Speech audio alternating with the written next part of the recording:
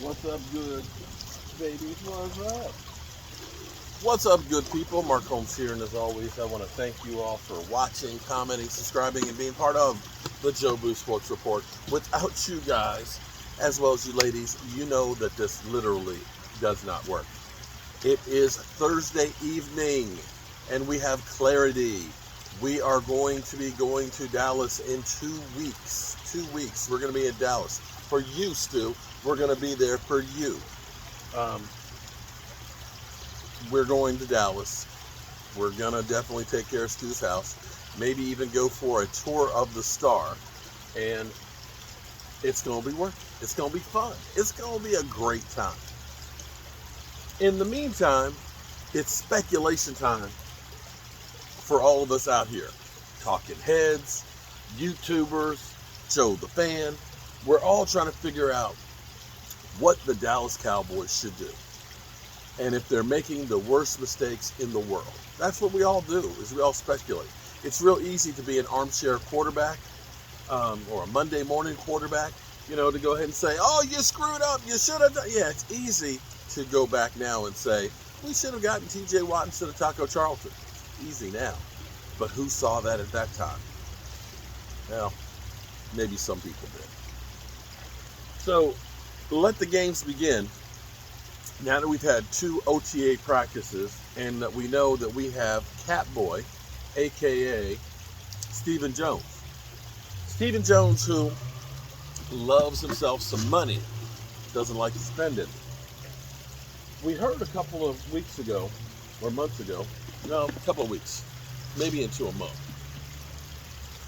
that the Cowboys were done with signing over the hill,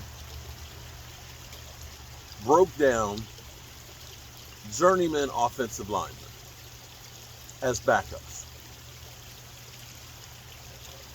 We've gone through the Ty Masekis and the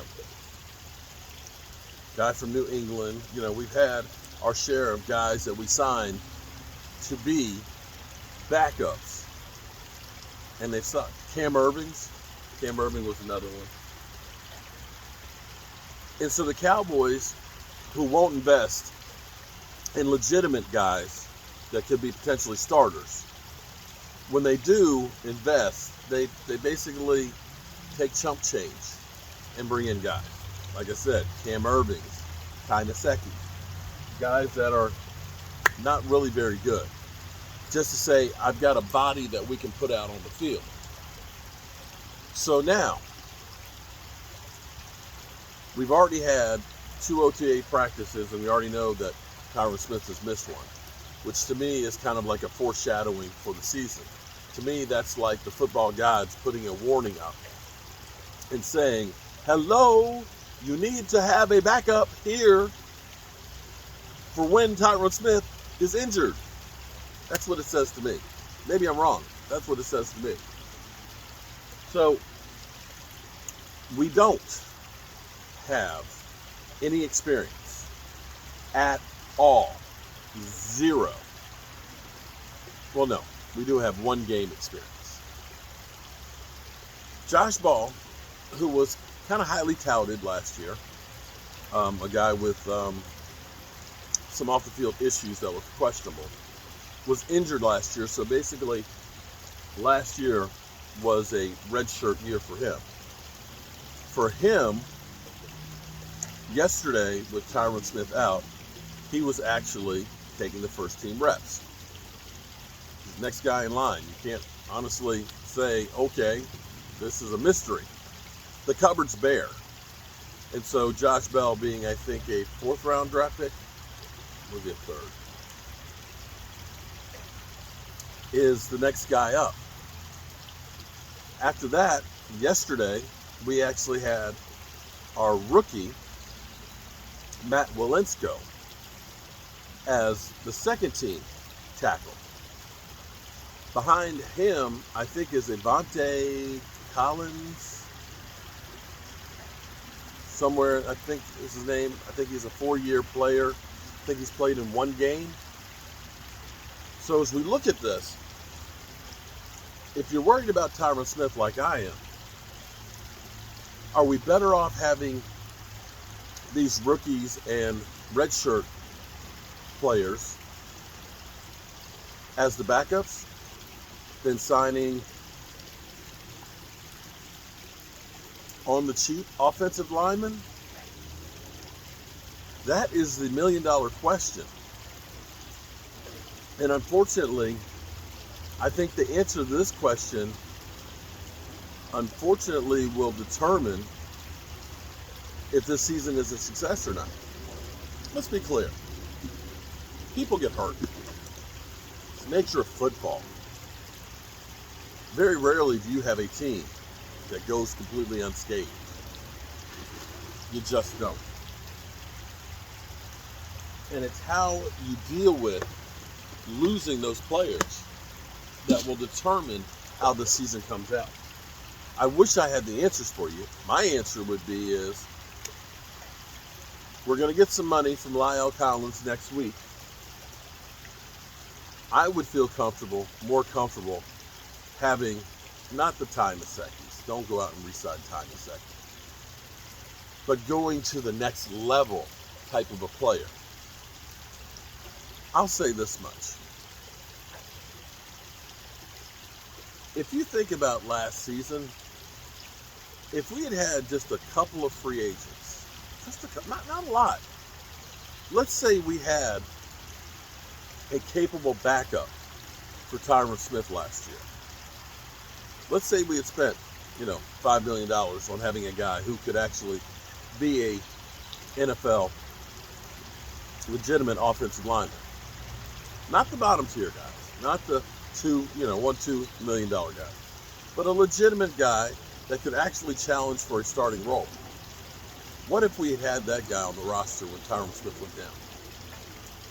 What if some of those games that we couldn't run the football that we could without Tyron Smith and going down the stretch? And even when Tyron Smith came back and he wasn't quite 100% there. Do you think this team might have been in a better position to maybe have made some noise going down the stretch? What if the Cowboys, instead of penny pinching last year, had decided we'll spend, $5-6 million on a true run stopper to go in the middle? And we actually were better at stopping the run because we had somebody who could stop the run. You follow me? See, the Cowboys, this is the sad part about this is the Cowboys aren't far away from being able to compete for that Super Bowl. It's not the frontline players that we don't have enough of. It's the second tier guys that we need to have when we lose some of those front line guys. You see what I mean?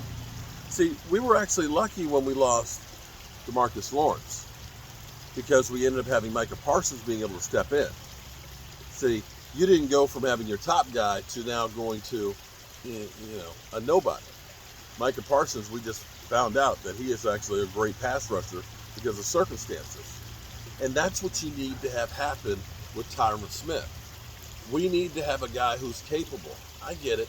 You don't want to spend money, Stephen Jones, but sometimes you saving a couple of dollars is costing you the big prize, which is the Super Bowl. And that's where you really need to wake up a little bit and understand. You're getting the red flags right now on Tyron Smith. And unless you're sure about Josh Ball and Matt Wielensko being able to step in and being better than just a rookie with his eyes wide open, you better start covering your back. All right, good people. Got some more work to do in the workshop and things. We'll have more details about the trip to Dallas. I've talked to DMV. We're going to do the chip challenge next Friday. Although, Michael said he'll do a wing challenge tomorrow. He'll be more than happy to fire up some wings. So maybe we'll do some tomorrow. It's kind of cool last time. Hope you're having a great evening. And hope you're enjoying the fishies. Aren't they calming to see them right behind me just kind of chilling? Yeah, those are my babies. Peace.